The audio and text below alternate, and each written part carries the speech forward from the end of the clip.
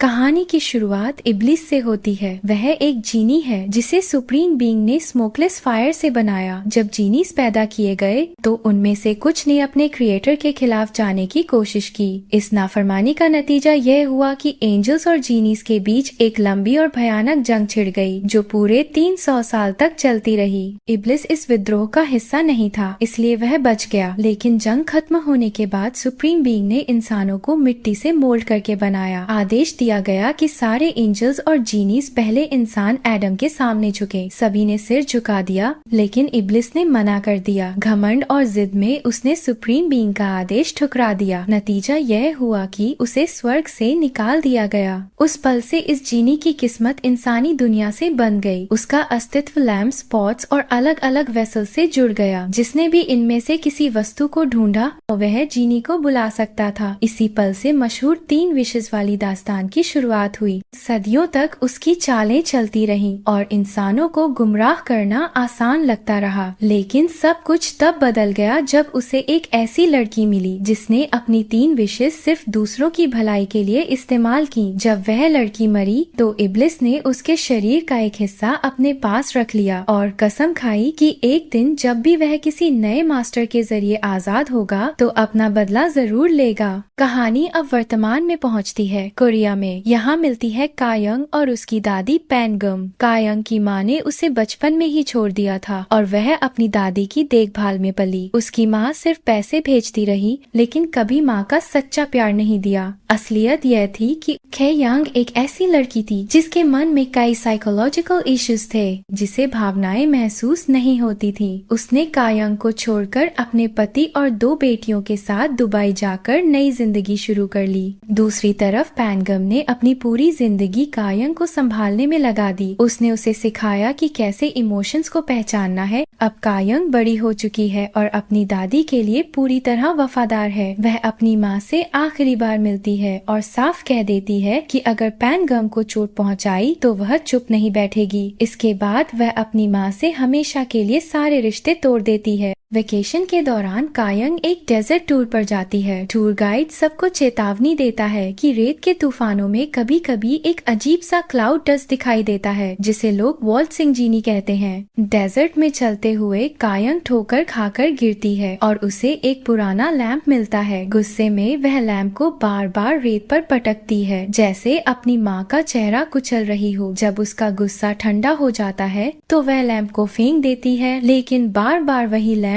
उसके पास लौट आता है। इसी के साथ इब्लिस आजाद हो जाता है। इब्लिस उसे तुरंत पहचान लेता है, लेकिन कायंग को उनकी पिछली जिंदगी की कोई याद नहीं होती। वह हेयरपिन निकालकर इब्लिस को चोट पहुंचाने की धमकी देती है। इब्लिस अपना परिचय देने की कोशिश करता है, मगर अचानक उसे मोशन सिकनेस हो जाती है। कायंग उसे बेवकूफ समझकर नजरअंदाजा कर देती है। रात को जब वह अपने होटल लौटती है तो पाती है कि इब्लिस आराम से उसके कमरे की सोफा पर लेटा है और उसके लंबे बाल चारों ओर फैले हुए हैं। इब्लिस हैरान है कि कायंग को उनकी पुरानी मुलाकात की कोई याद नहीं, लेकिन कायंग को कोई परवाह नहीं कि वह 983 साल तक लैंप में कैद रहा। फ्लैशबैक में हमें साडे दिखता है जो इब्लिस का मिथिकल सर्वेंट था। उसका काम था कि हर बार जब कायंग रीइंकार्नेट हो तो इब्लिस को अपडेट्स देता रहे। लैंप में बंद रहते हुए इब्लिस के दिमाग में सिर्फ एक ही चीज चलती रही, कायंग से बदला लेना। अब जब वह आजाद हो चुका है और कायंग उसकी नई मास्टर है तो उसके पास परफेक्ट मौका है। बस एक शर्त है, अगर कायंग 3 सेल्फिश विशेस करती है तो इब्लिस जीत जाएगा, लेकिन अगर उनमें से कोई भी विश सेल्फलेस निकली तो उसका अंत निश्चित है।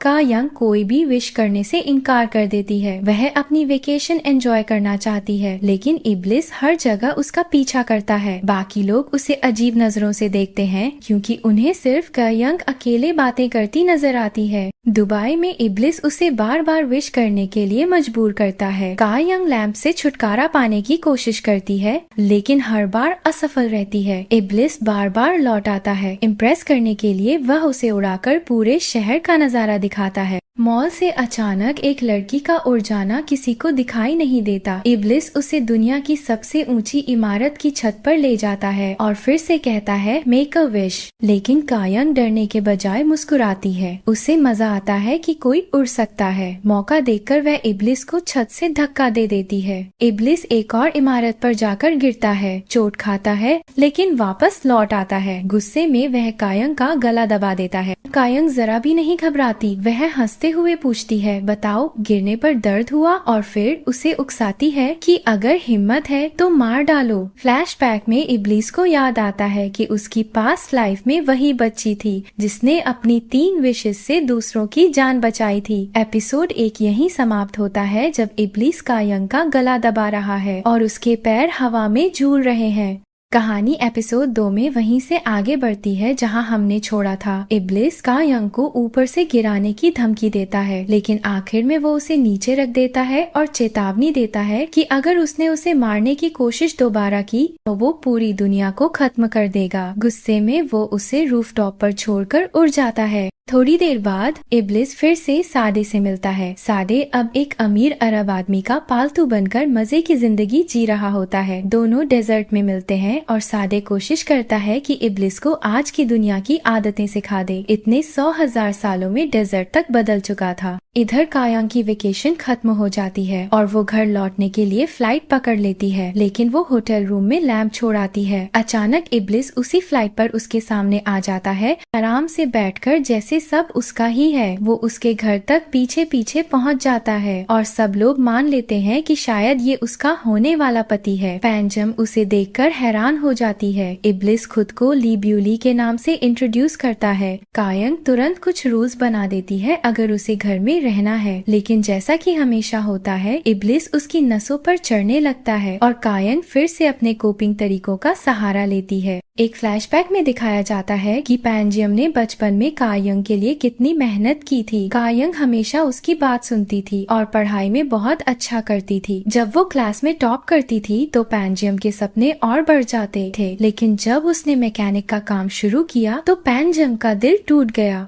गांव वाले भी फ्लैशबैक में दिखते हैं जो पैंजियम के साथ मिलकर कायंग को संभालने की कोशिश करते थे। अब जब इब्लिस उसके साथ रह रहा है तो वो सादे पर डिपेंड करता है मॉडर्न दुनिया को समझने के लिए। गांव वाले सादे को देखकर सोचते हैं कि शायद ये कोई मेहनती टूरिस्ट है जो समर के लिए आया है। मैकेनिक शॉप में सैंगटे अपनी कार की टेल लाइट ठीक कराने आता है। कायंग नोटिस करती है कि लाइट पर खून और बाल लगे हैं, लेकिन वो कुछ कहती नहीं। सैंगटे गांव के गेस्ट हाउस का मालिक है। इसी बीच गांव का चीफ्टेन चांगसिक इब्लिस और कायंग को देख लेता है। इब्लिस उसे लोकल डिग्निटरी समझकर अजीब तरीके से ग्रीट करता है। वो उसकी नाक से अपनी नाक 3 बार टकरा देता है। चांगसिक डर जाता है और सोचता है कि ये कोई गे सीन है। गुस्से में वो इब्लिस को मारने की धमकी देता है और इब्लिस तुरंत खुद को इनविंसिबल बना लेता है। कायंग परेशान होकर उसे स्टोर ले जाती है और समझाती है कि उसने क्या गलत किया। भले ही वो साइकोपैथ है, लेकिन कायंग ने लोगों के इमोशंस पढ़ना बहुत पहले सीख लिया था। इसी बीच मिनजी की मुलाकात आयरम से होती है, जो नए रियल स्टेट मोगल एजिलाइल का सेक्रेटरी है। वहीं दूसरी तरफ इब्लिस पहली बार कार्बोनेटेड ड्रिंक पीता है और उसका दीवाना हो जाता है। फिर उसे मशीन गेम्स का नशा लग जाता है, जबकि कायंग अपनी रूटीन पर टिकी रहती है और हाइकिंग के लिए निकल जाती है। वापस आते वक्त इब्लिस उससे पैसे मांगता है ताकि गेम्स खेल सके। जब वो मना करती है तो वो खुलासा करता है कि उसने पैंजियम के पर्स से पैसे चुराए हैं। कायंग गुस्से में उसे ढूंढती फिरती है और शाम होते होते इब्लिस अचानक के सामने आ खड़ा होता है। कायंग जानबूझकर उसे गाड़ी से टक्कर मार देती है। असल में जब इब्लिस चोट खाता है तो साडे भी पेन महसूस करता है। वो लैंप में जाकर बॉस से मिलने जाता है और जान लेता है कि कायंग एक साइकोपैथ है। इसके बाद साडे इब्लिस को इंटरनेट कैफे ले जाता है ताकि वो कायंग के बारे में और सीख सके। दूसरी तरफ कायंग मिंजी के हॉस्पिटल पहुंचती है और अपनी भड़ास निकालती है। इब्लिस समझ जाता है कि दुनिया खत्म करने की धमकी कायंग पर बिल्कुल बेकार है। वो नया तरीका अपनाता है। इस बार वो कायंग को मैकेनिक शॉप में बंद करके आग लगा देता है, लेकिन कायंग दूसरे दरवाजे से बाहर निकल जाती है और इब्लिस की धुनाई कर देती है। विलेजर्स और फायर फाइटर्स आकर देखते हैं कि आग तुरंत बुझ चुकी है और इब्लिस की हालत खराब है। लोग बीच में आने की कोशिश करते हैं, लेकिन इब्लिस खुद कहता है कि उसे बीट करने दो। कायंग उसे दुकान ठीक करने का हुक्म देती है और चली जाती है। बाद में कायंग मिंजी के साथ डिनर करती है, ऐसा उसका रूटीन है। वहीं वो अपने मन की बात कहती है कि जब पैंजियम मर जाएगी तो वो भी सुसाइड कर लेगी। उसे डर है कि पैंजियम के बिना वो अपने रूटीन पर टिक नहीं पाएगी। कई सालों से कायंग अपनी मौत की प्लानिंग कर रही थी, यहाँ तक कि उसने कॉफिन मेकिंग स्टोर तक खरीद लिया था। इब्लिस अपनी इनविजिबिलिटी पावर से ये सब सुनता है। कायंग उसे देख लेती है, लेकिन मिंजी को लगता है कि कायंग खुद से बातें कर रही है। घर जाते वक्त इब्लिस फिर सामने आ जाता है। कायंग उसे एक हेयर पिन देती है और कहती है कि वो ये तब पहने जब सिर्फ उसके सामने दिखना हो। बातचीत के दौरान इब्लिस विशेस का टॉपिक फिर छेड़ता है। कायंग गुस्से में पूछती है कि क्यों वो इतनी जल्दी उसे मारना चाहता है। इब्लिस बताता है कि उसे जल्दी करना है ताकि वो भी बाकी इंसानों की तरह करप्ट हो जाए, लेकिन कायंग साफ कहती है कि उसे इंसानों पर भरोसा है और ये भरोसा उसे पैंजियम ने दिया है। आखिरकार कायंग अपनी पहली विश रखती है। वो कहती है कि अगर इब्लिस को लगता है इंसान करप्ट हैं, तो उसे साबित करना होगा। उसकी पहली विश यही है कि वो रात में मिलने वाले पहले 5 लोगों की विशेस पूरी करे। अगर 5 में से 3 से ज्यादा सेल्फिश निकले तो इब्लिस जीत जाएगा। कायंग वादा करती है कि फिर वो जल्दी जल्दी अपनी बाकी विशेस कर लेगी और उसके हाथों मर जाएगी। इब्लिस हैरान हो जाता है, लेकिन चैलेंज से एक्साइट भी। एपिसोड 3 की कहानी वहीं से शुरू होती है जहां इब्लिस और कायंग सड़क पर खड़े हैं, इंतजार कर रहे हैं कि 5 लोग उनके रास्ते आएंगे। इन 5 में से 3 लोगों को इब्लिस को करप्ट करना है। चलते चलते इब्लिस कायंग को बताता है कि उसे स्वर्ग से इसलिए निकाल दिया गया क्योंकि उसने इंसानों को सजदा करने से इनकार कर दिया। अब उसे मौका मिला है कि कायंग को भी बिगाड़ दे और ये सोचकर वो और भी एक्साइटेड है। सबसे पहले जिस इंसान से वो टकराते हैं वो है इमस्योन, वही स्टोर वाली महिला जिस पर पिछले एपिसोड में सुपरवाइजर ने बहुत चिल्लाया था। वो कायंग से कहती है कि वीकेंड पर अपने कार का ऑयल चेंज कराने मैकेनिक शॉप आएगी। दूसरा इंसान है बूग्योंग, जो कायंग की पुरानी स्कूलमेट है और अब बैंक में काम करती है। तीसरा एनकाउंटर थोड़ा अजीब है क्योंकि वो एक डॉग से होता है। डॉग कायंग पर भौंकता है और वो शिकायत करती है कि हर डॉग उस पर ही भौंकता है। चौथा इंसान संगते है और आखिरी है योंग ह्योन, जो एक यूट्यूबर है और डा जिनसे शादीशुदा है। इन 5 लोगों के नाम देखने के बाद इब्लिस वार्निंग देता है कि वो कोई अच्छा जिन नहीं है, बल्कि दुनिया में खेओस फैला सकता है। कायंग इससे डरती नहीं है। उसी रात कायंग को एक सपना आता है जिसमें वो अपने आप को हंसते हुए देखती है, सोने से घिरी हुई, बहुत खुश। अगली सुबह साडे टेंशन में है कि अगर कायंग ने बार बार अच्छे विशेस मांग लिए तो इब्लिस बेट हार जाएगा। इब्लिस साडे को कायंग की वर्कशॉप पर काम करने भेज देता है ताकि वो उसके करीब रहे और खुद कायंग से दूर रह सके। लेकिन ये प्लान फेल हो जाता है क्योंकि कायंग तुरंत समझ जाती है कि साडे को उसी ने भेजा है। इब्लिस जितना भी छिपने की कोशिश करता है वो छिप नहीं पाता।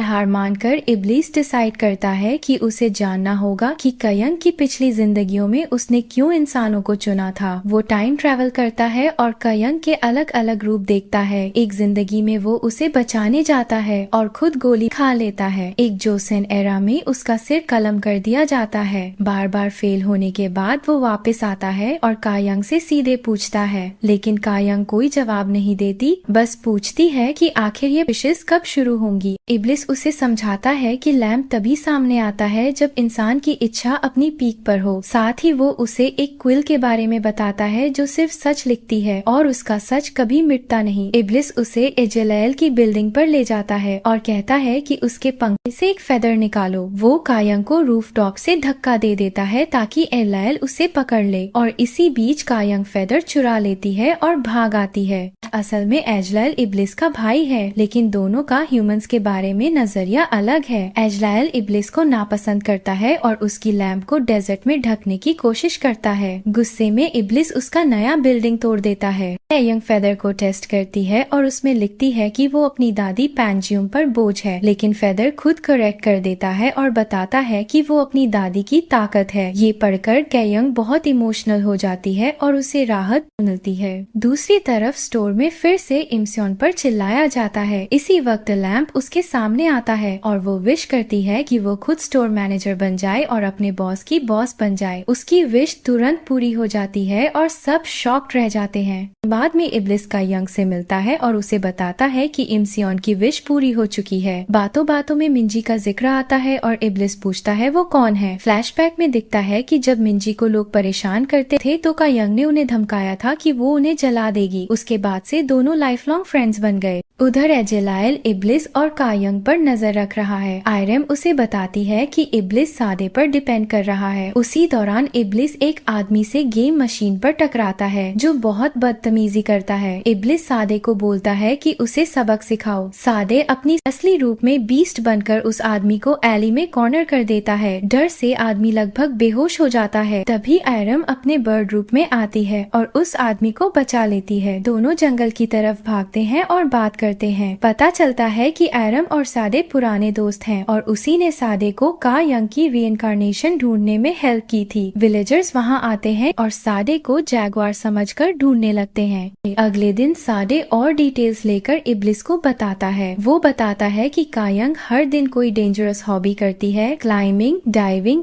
वुड वर्किंग, ताकि एक दिन उसकी एक्सीडेंटल डेथ हो जाए। साथ ही वो अपना कॉफिन खुद बनाना सीख रही है। इब्लिस को शौक लगता है और समझता है कि जब तक उसकी दादी पैंजियम जिंदा है कायंग खुद को रोके हुए है। अब इब्लिस पैंजियम की हेल्प करने लगता है, भी उसके सारे काम करने लगता है। पैंजियम भी उसे ऑब्जर्व करती है लेकिन उसके बातों से कंफ्यूज्ड हो जाती है। उसे लगता है कि इब्लिस का दिमाग ठीक नहीं है क्योंकि वो ऐसी बातें करता है जो कोई नहीं मान सकता। कायंग अपनी डॉक्टर अपॉइंटमेंट पर जाती है और फिर शॉपिंग करने इब्लिस उसके साथ जाता है। शाम को दोनों एक फैंसी रेस्टोरेंट में डिनर करते हैं। कायंग ने स्टॉक मार्केट से काफी पैसे कमाए थे इसलिए अफोर्ड कर पा रही है। डिनर के बाद कायंग को लगता है कि वो टॉलेस्ट बिल्डिंग देखना चाहती है। इब्लिस उसे वहां ले जाता है और प्रॉमिस लेता है कि वो उसे फिर से पुश नहीं करेगी। वहां से शहर का नजारा बहुत खूबसूरत लगता है। कायंग कन्फेस करती है कि उसे इब्लिस पसंद है और उसे एक जीनी होने का एक्सपीरियंस अच्छा लगता है। इब्लिस उसे और इम्प्रेस करने के लिए पूरे शहर की लाइट्स बंद कर देता है और ऊपर आसमान में तारे जगमगाने लगते हैं। कायंग को मिंजी की बात याद आती है कि अगर कोई लड़का स्टार्स की बात करे तो वो किस करना चाहता है। उसी मोमेंट वो अचानक इब्लिस को किस कर देती है। इब्लिस थोड़ा सरप्राइज्ड होता है लेकिन फिर खुद उसे किस करता है ताकि प्रूव कर सके कि वो अच्छा किसर है। एपिसोड का एंड होता है जब दोनों स्काई स्क्रेपर के रूफटॉप पर पैशनेट किस शेयर करते हैं और धीरे धीरे पूरे शहर की लाइट्स दोबारा जल उठती हैं। एपिसोड 4 की शुरुआत होती है इब्लिस के रिग्रेट से। पिछली रात रूफटॉप पर कायंग के साथ जो किस हुआ था उसे याद करके इब्लिस परेशान है। उसे लगता है ये गलती थी लेकिन दूसरी तरफ कायंग के मन में बस एक ही ख्याल है, वो उसे फिर से किस करना चाहती है। इब्लिस बार बार उससे बचने की कोशिश करता है। उधर बैंक में बोग्योंग फिर से कायंग का अकाउंट चेक करती है। उसे चिढ़ है कि उसका बॉस कायंग को हमेशा रॉयल्टी जैसा ट्रीट करता है और उसे बार बार कहता है कि कायंग को खुश रखो। घर पर इब्लिस को पैनिक हो जाता है जब उसे पता चलता है कि कायंग बारिश बुलाने के रिचुअल्स खोज रही है, लेकिन उसके लिए बुरी खबर ये है कि मौसम की बारिश अगले हफ्ते ही होगी। इसी बीच कायंग अपने लुक को लेकर ऑब्सेस्ड हो जाती है। इससे लगता है कि इसके बाद वो और भी सुंदर लग रही है। इब्लिस अपने फ्रस्ट्रेशन को साडे से शेयर करता है। साडे हंसते हुए कहता है कि पहले डेंटिस्ट जाकर अपना इलाज कराओ। इब्लिस मिंजी की डेंटल क्लिनिक पहुंच जाता है लेकिन छोटी सी मुलाकात के बाद मिंजी उसे पहचान लेती है और तुरंत कायंग को कॉल कर देती है। मिंजी कायंग को समझाती है कि इब्लिस से दूर रहो, वो तुम्हें पैसे के लिए यूज कर रहा है। कायंग गुस्से में इब्लिस को मारती भी है और फिर उसे पुलिस के हवाले कर देती है। ये बोलकर कि उसने कार इंजन ऑन रहते हुए शराब पी। पुलिस स्टेशन में सैडे किसी तरह उसकी हेल्प करता है और उसे छुड़वाता है। इसके बाद इब्लिस फेस्टिवल में पहुंचता है और फायरवर्क्स की तैयारी करवाता है। अब वो प्लान करता है कि कायंग को करप्ट करने के लिए उसे सेड्यूस करेगा। फेस्टिवल में पैनजियम उससे कतराती रहती है। तभी कोई उसका हेयर पिन चुरा लेता है जो कायंग ने उसे गिफ्ट किया था। चोरी की वजह से वो 2 राइवल पिक पॉकेट ग्रुप्स के बीच फंस जाता है, लेकिन आखिरकार हेयर पिन वापस मिल जाता है। शाम को फायरवर्क्स शुरू होते हैं, लेकिन इब्लिस की गलती से उसमें कर्सिव वर्ड्स दिखाई देने लगते हैं। इसी बीच एलाल कायंग से मिलने आता है और सच बताता है कि वो एक एंजल है, एंजल ऑफ डेथ। कायंग पूछती है कि ये सब बताने की जरूरत क्यों है। एलाल कहता है कि उसका काम है इब्लिस को तब मारना जब वो इंसानों के आगे झुक जाएगा। वो चाहता है कि कायंग जीत जाए। ये सुनकर कायंग गुस्सा हो जाती है और उसे भगा देती है। एलाल नाराज होकर आयरन पर अपना गुस्सा निकालता है। फेस्टिवल खत्म होने के बाद मिंजी इब्लिस को ड्रिंक्स पर ले जाती है। मिंजी साफ बोलती है कि वो कायंग की लाइफ से निकल जाए क्योंकि वो उसकी रूटीन डिस्टर्ब कर रहा है। इब्लिस उसकी बातों पर हंसने लगता है और दोनों हंसते हंसते बातें करने लगते हैं। तभी कायंग उन्हें साथ देख लेती है और जेलस हो जाती है। वो मिंजी को घर छोड़ देती है और इब्लिस को रेस्टोरेंट का बिल भरने के लिए अकेला छोड़ देती है। बिल न चुका पाने पर इब्लिस खुद पुलिस को कॉल करता है। कायंग उसे बेल कराती है। इसी दौरान कायंग उसे बताती है कि एजेलाइल उससे मिलने आया था। इब्लिस बताता है कि वो और एजेलाइल एक वॉर में थे। वॉर तो बहुत पहले खत्म हो गई, लेकिन एजेलाइल अब भी पीछे नहीं हटा है। वो कायंग को अपने बाकी भाइयों के बारे में भी बताता है और कहता है कि उनमें से एक के पास बारिश को कंट्रोल करने की शक्ति है। ये सुनकर कायंग की आंखों में एक्साइटमेंट आ जाती है और इब्लिस तुरंत भाग जाता है ताकि उसे और सवाल ना करने पड़े। अगले दिन कायंग को एक रूड कस्टमर मिलता है, लेकिन साडे उसकी हेल्प करता है। उसी समय इम्सियोन अपनी नई पावर को सिर पर चढ़ा लेती है और इब्लिस को समन करती है। वो अपनी दूसरी विश मांगती है। वो 20 साल पीछे जाकर मैनेजर बनना चाहती है। इब्लिस उसकी विश पूरी कर देता है और इस दौरान वो यंग कायंग से भी मिलता है और उसकी मेमोरी बदल देता है। रात होते ही बारिश शुरू होती है और कायंग एक्साइटेड होकर इब्लिस को किस के लिए ढूंढने लगती है। जब तक वो उसे पाती है बारिश रुक चुकी होती है। उसी वक्त एक डॉग बार बार कायंग पर भौंकता है क्योंकि उसे उसके रिएक्शन समझ नहीं आते। इब्लिस डिसाइड करता है कि अब डॉग से उसका विश पूछने का वक्त आ गया है, लेकिन उससे पहले वो उसे कहता है कि बाकी डॉग से बोलो कि कायंग पर न भौंके। डॉग विश करता है कि उसे डैनियल हेनी जैसा चार्मिंग इंसान बना दिया जाए। अगली सुबह टाउन में एक बेहद हैंडसम आदमी आता है, लेकिन जब वो डॉग जैसी हरकतें करने लगता है सब औरतों का इंटरेस्ट खत्म हो जाता है। दूसरी ओर एजेलाइल एक बूढ़े आदमी की आत्मा को शांति देता है। घर में पैनजियम को कायंग की नोटबुक मिलती है और वो चिंता करती है कि कायंग शायद अपनी मेंटल स्टेट खो रही है। कायंग इब्लिस से कहती है कि क्या वो नोटबुक अपनी लैंप में छिपा सकता है। इब्लिस उसे अंदर बुलाता है और बताता है कि लैंप में वो कितना अकेला महसूस करता है, लेकिन कायंग उसकी फीलिंग समझ नहीं पाती। वो साफ कहती है कि वो एजेलाइल को जीतने नहीं देगी और पैनजियम की मौत के बाद इब्लिस को जीतने में मदद करेगी। दोनों दिन भर मिलकर लैंप को सजाते रहते हैं। कायंग सोचती है कि इम्सियोन की विशेस सिर्फ स्टोर तक क्यों लिमिटेड हैं, वो और बड़ा क्यों नहीं सोचती। इब्लिस ह्यूमंस का मजाक उड़ाता है और कायंग गुस्से में उसे मारने की धमकी देती है। इसी बीच पैनजियम लैंप को ढूंढ लेती है और उसे हिलाती है। इब्लिस अचानक कायंग के ऊपर आ गिरता है और दोनों ऑलमोस्ट किस कर लेते हैं। तभी पैनजियम कहती है कि बाहर बारिश हो रही है। दोनों भागकर अल्कोहल लेने निकलते हैं ताकि किस के लिए रूल्स पूरे हो जाएं। लेकिन बाहर पैनजियम रोती हुई मिलती है। ह्यूंग राय उसे बताने आया है कि मिस्टर किम की डेथ हो गई है। सब फ्यूनरल में शामिल होते हैं। वहीं कायंग अपनी ग्रैंडमा को सुनती है कि अगर वो बीमार हो गई तो कायंग पर बोझ बन जाएगी। कायंग इस बार खुद इब्लिस को समन करती है और अपनी दूसरी विश बोलती है। वो चाहती है कि पैनजियम फिर से यंग हो जाए, उसकी उम्र कायंग जितनी हो। कहानी वहीं से आगे बढ़ती है। कायंग अपना दूसरा विश करती है। इब्लिस उसे समझाता है कि अच्छे से सोच ले, लेकिन कायंग का मन पक्का हो चुका है। वो इब्लिस को कहती है कि 3 दिन के अंदर ये विश पूरी करनी होगी। इसी बीच कायंग हवाई के टिकट्स खरीद लेती है। पैनजियम इतनी एक्साइटेड होती है कि सबको इस ट्रिप के बारे में बता देती है। ह्यूंग राय ये सुनकर जलन से भर उठती है। दूसरी तरफ इम्सियोन अपनी बेटी की हरकतों से परेशान है। उसकी बेटी कई दिनों दिनों से स्कूल मिस कर रही है और लड़कों के साथ घूम रही है। हालात तब बिगड़ जाते हैं जब इमस्योन को बेटी की बिन में नेगेटिव प्रेगनेंसी टेस्ट मिलता है। इब्लिस इमस्योन को आखिरी विश करने के लिए उकसाता है, लेकिन वो मना कर देती है। 3 दिन गुजर जाते हैं और पेंजियम सुबह उठकर देखती है कि वो फिर से 28 साल की हो गई है। खुशी और शौक से वो कई बार बेहोश हो जाती है। धीरे धीरे जब उसे यकीन हो जाता है तो वो डिसाइड करती है कि अपनी नई जवानी का मजा लेगी। वो केयंग की वार्डरोब से कपड़े उठा लेती है और बाहर निकल पड़ती है।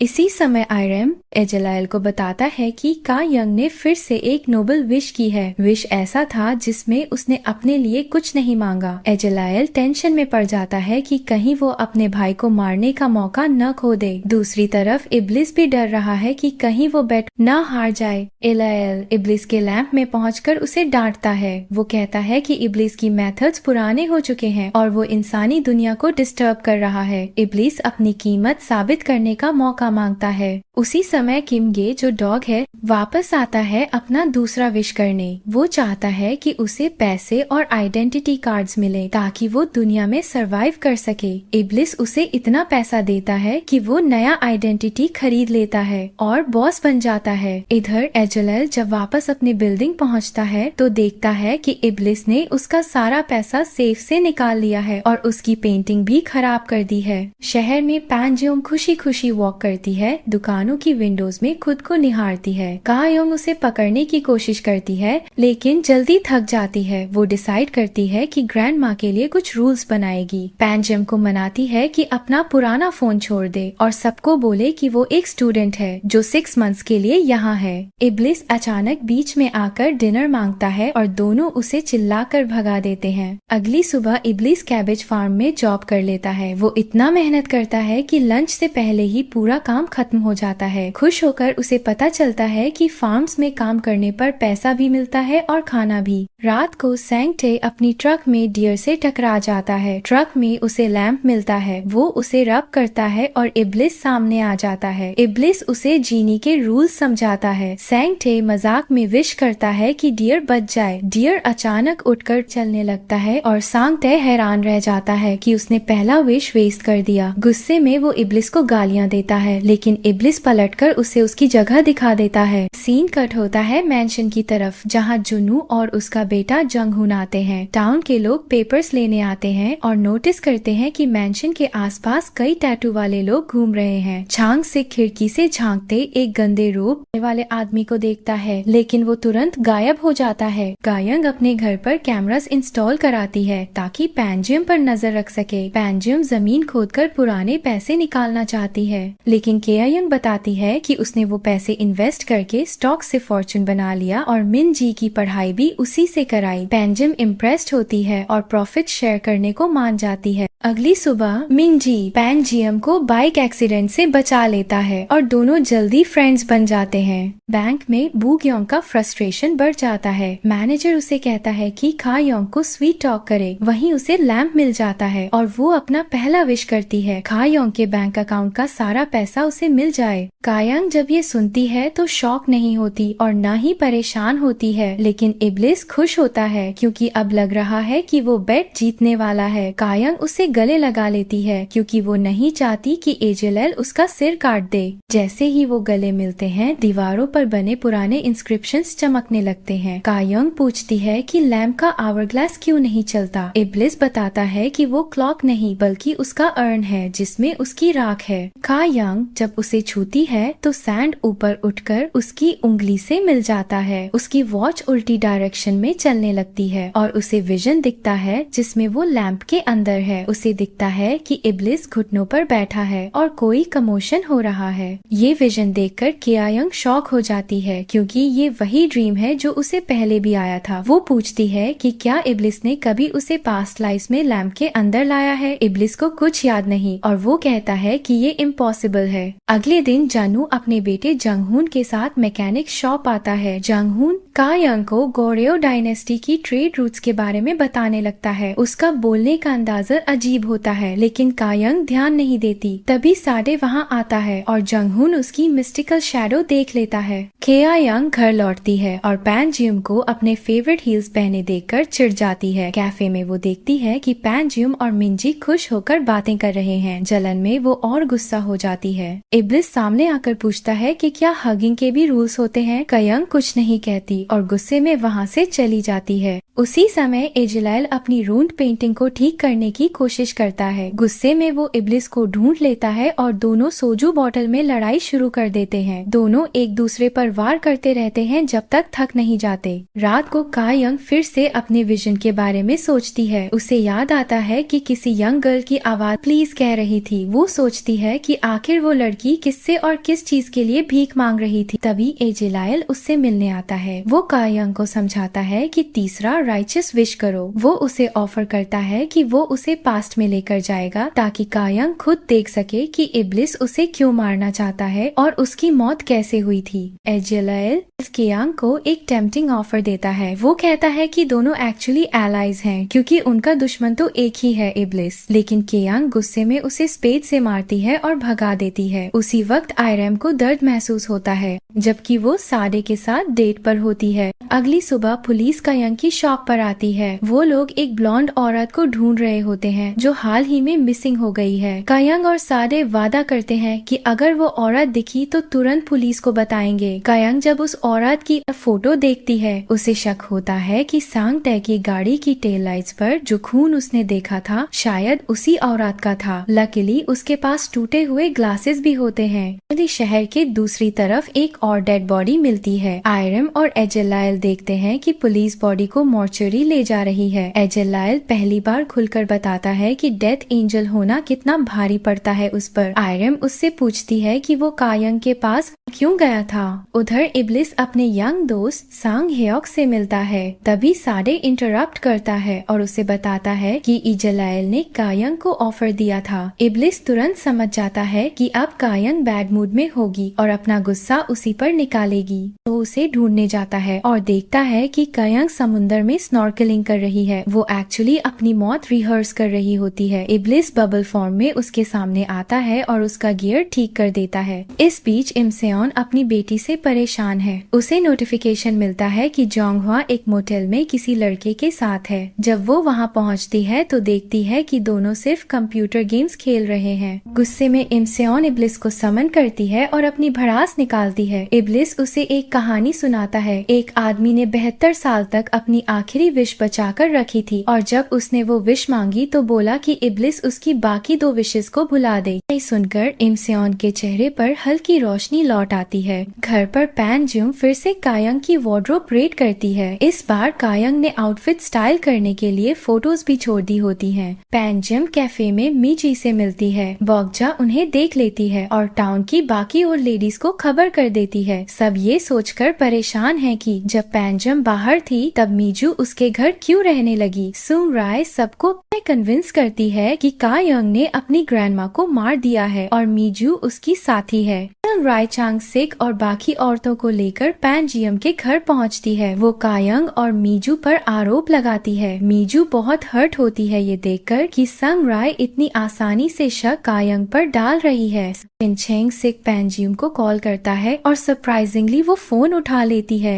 सब औरतें शॉक्ड हो जाती हैं और फोन छीनकर पैनजियम से बात करती हैं। सब सेटल हो जाता है और ग्रुप घर से चला जाता है। लेकिन सच्चाई ये थी कि पैनजियम वहाँ थी ही नहीं। इब्लिस ने उसकी शेप लेकर सबको ट्रिक किया था। उसे लगा कायंग खुश होगी, लेकिन कायंग और डिप्रेस्ड हो जाती है। वो खुद को ब्लेम करती है कि उसने शैतान से डील की थी। उसके वर्ड्स इब्लिस को गहरे तक चोट पहुँचाते हैं।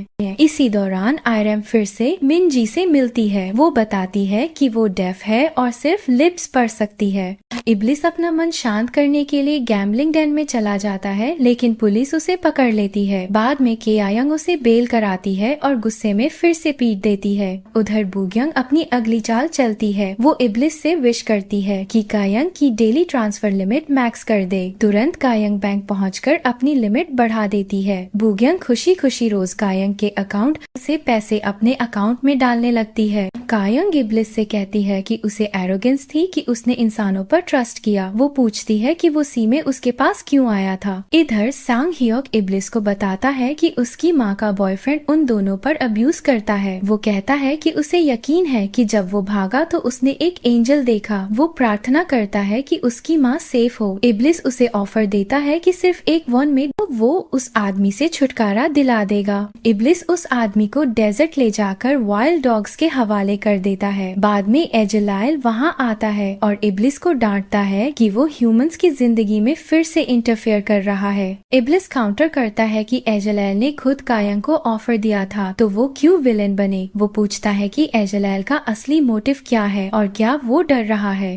कोरिया में कायंग अपनी वॉच दिखाकर मैकेनिक से चेक कराती है कि आवर ग्लास टच करने पर क्या हुआ था, लेकिन वॉच बिल्कुल ठीक निकलती है। घर लौटकर कायंग लैंप को ध्यान से देखती है और पीछे एक पुराना इंस्क्रिप्शन पाती है। वो उसे गूगल ट्रांसलेट करती है और शॉक होती है कि लैंप सन 1041 एडी में बना था। मतलब इब्लिस ने झूठ बोला क्योंकि उसके बताए समय से 20 साल गायब थे। बैंक में बूग्यांग पर मुसीबत आ जाती है। मैनेजर जान जाता है कि कायंग के अकाउंट से उसकी अकाउंट में पैसे ट्रांसफर हो रहे हैं। वो उसे वार्न करता है कि इश्यू क्लियर करो वरना कायंग बैंक पर केस करेगी। मैंशन में जंगहुन एटिक में लॉक्ड आदमी को एक एप्पल देता है। उसके पैर में एक स्ट्रिंग बंधी होती है। जंगहुन उसे एक बुक देने के लिए थैंक यू कहता है और निकल जाता है। सीन कट होता है एजलाइल के ऑफिस की तरफ। कायंग वहां आती है और उसका ऑफर एक्सेप्ट कर लेती है। एजलाइल उसे पास्ट में ले जाता है उस रात में जब उसकी मौत हुई थी। इब्लिस डेजर्ट में अपने अगले मास्टर का इंतजार कर रहा था। वहीं कुछ ट्रेडर्स वाइल्ड डॉग से बचने के लिए एक स्लेव बॉय हनबिश को डॉग्स के सामने फेंक देते हैं।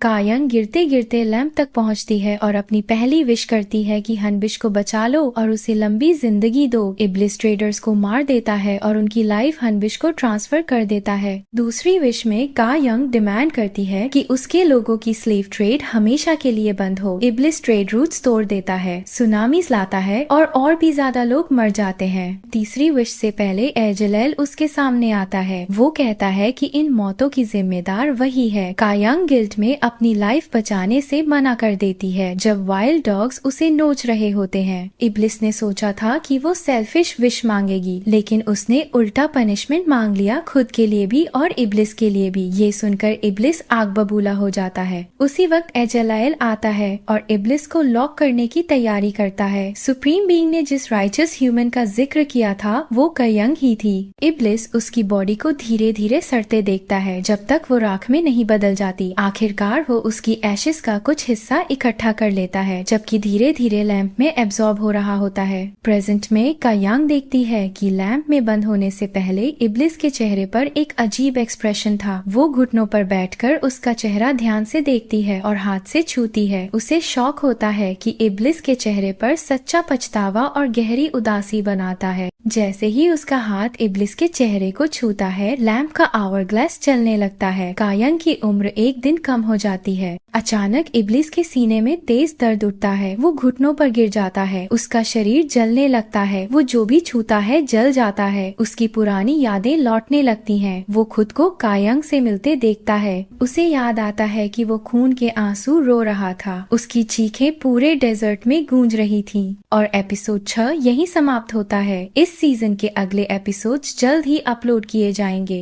Thank you for watching.